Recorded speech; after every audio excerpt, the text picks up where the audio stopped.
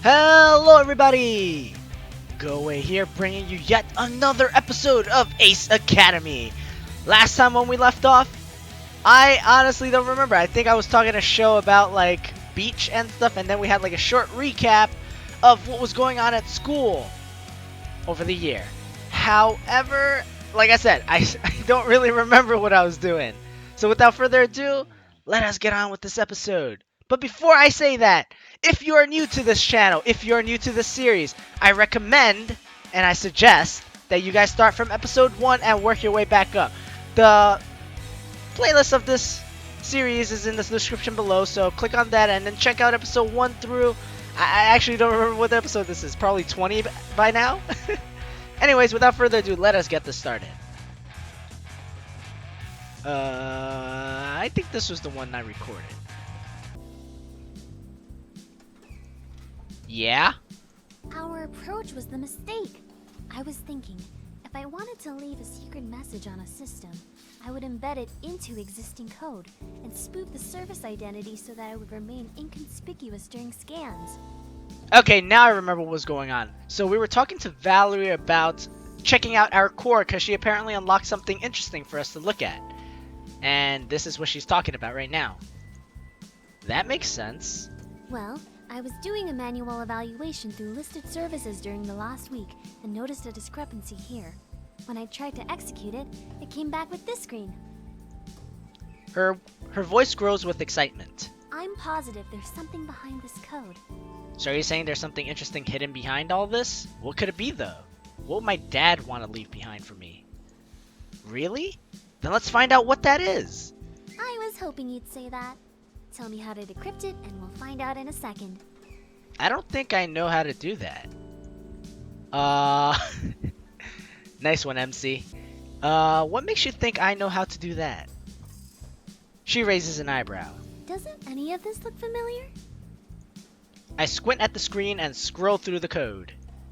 No, although Dad and I worked together to build Eagle, he didn't let me touch the programming for the core. Would you be able to hack it? Valerie bites her lips as she thinks. Yeah, but it might take a few days. That's probably still faster than it would have taken me to figure out. She grins. I won't argue with that. Okay, I'll do it. Awesome. But only because you're cute. I think you're quite pretty yourself. She winks at me, then turns towards the terminal. Thanks? Wow. Dense. Already engrossed in the code, Valerie gives me a short wave of dismissal. Wow, she's telling me to go away already, just after calling me cute. What the heck is going on with this girl? She's hot, then she's cold. She's yes, then she's no. She's in, then she's out. I'm up and about. I'm gone. As I find my way out of the hangar, my phone dings with an email from the school administration. I scan through the contents. Huh. Due to the disqualification of Team Strike X, my team will now face Ona Bugeisha in this week's match. You know what, guys? I probably butchered the heck out of that name, so sorry. I wonder what Strike X did to get themselves disqualified.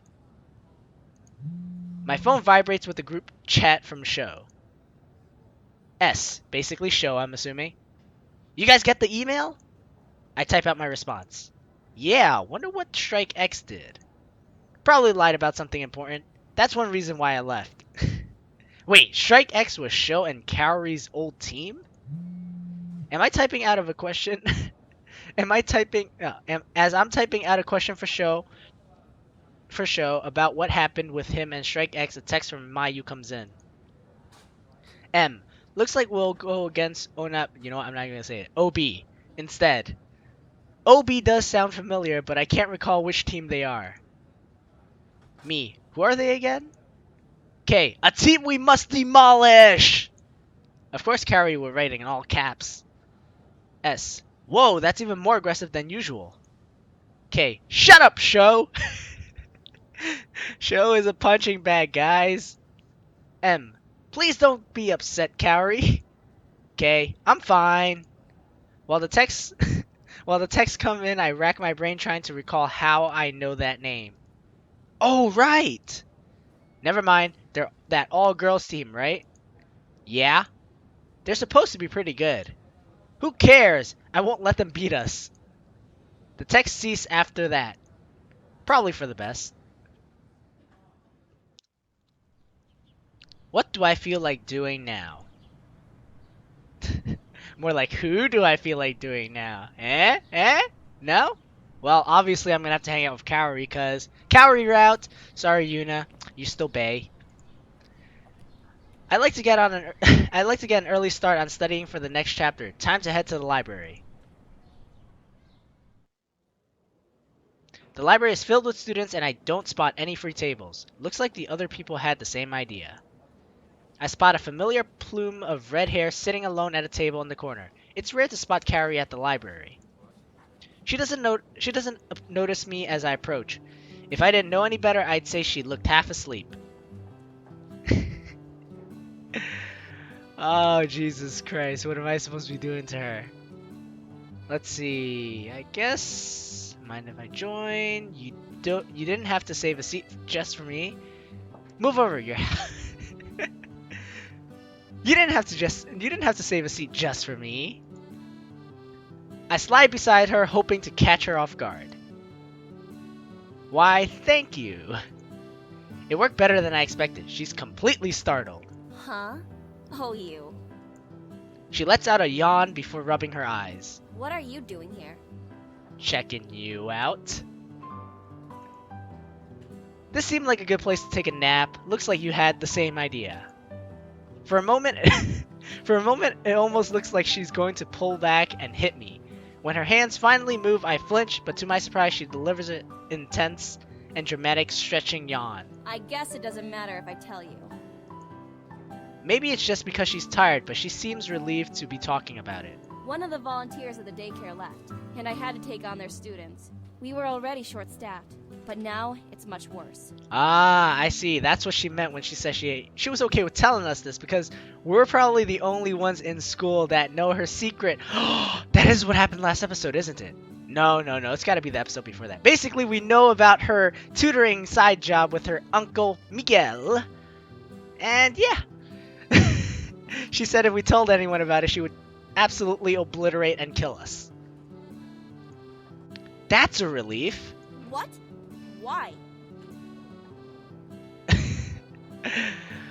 I've just never seen you look so worn out. I thought you were doing shenaniganery. Shenaniganery? I don't blame her. That's a math textbook. I thought you were doing shenaniganery. I thought you were hungover again. Again? You don't remember the time you got drunk?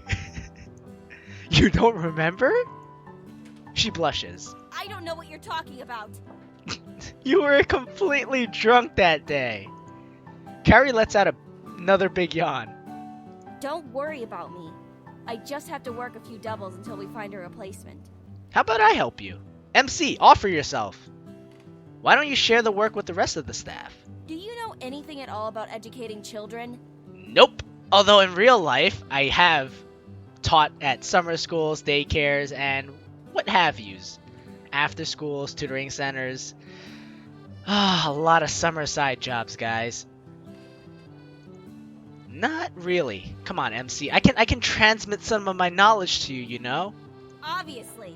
At that age, one of the worst things you can do is to switch up their instructors. It has a terrible impact on their learning. I never knew that, but thanks for the info, Kaori. Children need stability and time to build up trust. And while they're getting used to us, we're learning about them. It takes time to understand how a child learns, what they're feeling. So wait, what you're telling me is when that person left, you were also teaching the other kids? What makes you think that the other kids weren't being taught by the other tutors while they were being taught by the person who just left? / is the reason you guys are understaffed. Because I doubt you're the one who took care of every single kid there. And even if you were, wouldn't that still be unstable? Because technically speaking, you know what, I'm going to stop right there because talking like this doesn't do much. Some kids might have an easier time with change, and it won't matter as much if they are rotating staff members. But other kids already have unstable homes to go home to. The daycare is the only place they feel safe. Hey, I like her smile. Oh, I didn't realize. And if I have to work a little bit harder for a week or two to make sure they get the best care, I will. You know what? I have another newfound respect for Kaori. She is pretty damn awesome. Still, you need to take care of yourself too. I am. Are you sure? You're falling asleep while studying. Are you sure you're getting enough Let me reread that. Reread that, because apparently I'm stuttering. You're falling asleep while studying. Are you going to fall asleep in the middle of class, in the middle of a match too? Clearly, you're not getting enough rest. She crosses her arms but doesn't say anything. I'm not trying to pry into your personal life, but you're my friend. I just want to make sure you're okay. She continues to stay silent, but her look softens. Besides, if you get sick, then they'll have a replacement instructor anyways. Her eyes widen before she looks down. I guess that makes sense. Aww. You know, something about her face kind of looks cute right now. She sighs. Maybe I'll take it a bit easier. Yeah, see, it's not so bad. You gotta balance your life, you know? Find that middle ground. Don't do too much of something, but don't slack off too much. I smile and nod. But I'm fine right now, so don't worry about me. Aw, she's smiling again. I think I like her. She's starting to smile a lot with us. I know I'm saying smile a lot, but at the same time, it's kind of like I feel like this character's starting to warm up to us, and we're starting to warm up to her. Yes, ma'am. Don't call me ma'am. Yes, Miss Itami. I didn't even know he was gonna say that. Yes, Miss Itami. No. Ms. Itami? I'm going to hurt you now.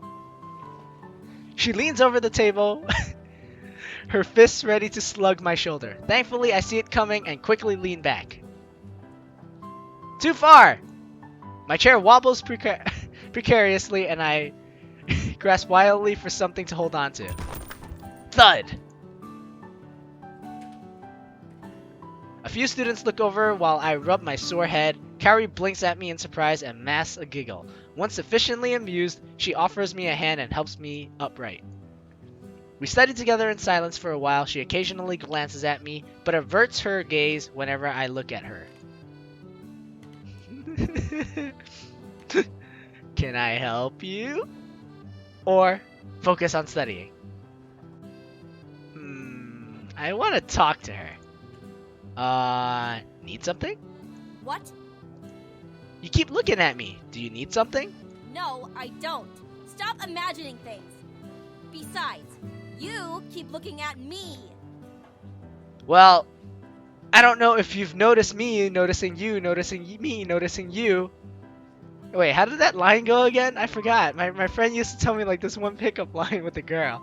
It's like, I was hoping that you noticed me noticing you, noticing me noticing you, and I just want to give you notice that I noticed you too. I probably botched that up, but whatever. Her cheeks flush. Oh, okay then. ... Because you're a cutie. Never mind. I'm gonna go with this one because I feel like she would have a good reaction. Because you're a cutie. I smirk boyishly. What is up with your face? I merely tilt my head to the side and flash another grin. Stop! What? I haven't said or done anything. You... She stumbles. You're impossible! I am quite possible. Her cheeks redden as she hides her face deep in her book. That was adorable. We study for a while longer before Kaori's phone vibrates. After checking her text, she starts packing up. We say goodbye and I leave a short time thereafter. I'm in the pilot's lounge waiting, watching the Japan vs. China gear playoff match. The lounge is packed with students as this is a highly anticipated match/game. Many shout at the TV, but I watch in silence, sipping my drink and enjoying the ambience. Exciting game, right? Yo, it's the #1 dude. Hey, #1. Who does #2 work for? I glance up in surprise, but nod. Akira grins and sits down in the seat across from me. I glance up in surprise. Oh, wait, I already read that part. Although he seems like a nice guy, we don't talk very often, so it's unusual he'd approach me. I suppose I do have a really good view of the TV though. A string of boos and yells fill the room as China takes out one of Japan's gears. People are really getting into this. Yeah, it was predicted that this year China was going to be a strong opponent for Japan, and it looks like that's coming true. Okay guys, we've passed the 15-minute mark. The one thing I love about this game is I can end this episode anywhere I want, and since this event does not seem too, eventful, I'm going to end it here. Thank you all for joining me. If you like this episode, please hit that like button. And if you want to see any more of my future content, because I upload every single day, please hit that subscribe button. And last but not least, anything you want to say about the characters, anything you want to say about the Let's Play, anything you want to say about my annoying voice, anything you want to say about this game in general, please leave it down in the comments down below, and I will get back to you as soon as possible. Thank you all for joining me, and I will see you next time when we talk to Akira about the game playoffs. Bye-bye.